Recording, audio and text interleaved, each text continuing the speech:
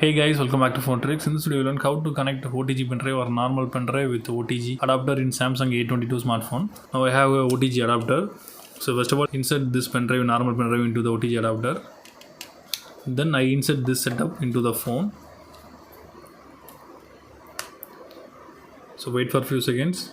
Now the USB storage added. You need to click on that and open. Now the pen drive files are shown. You can see that. If you want to copy any files from the pen drive to phone, you need to click and hold that and choose copy and choose the folder. I'll choose internal storage and copy to here.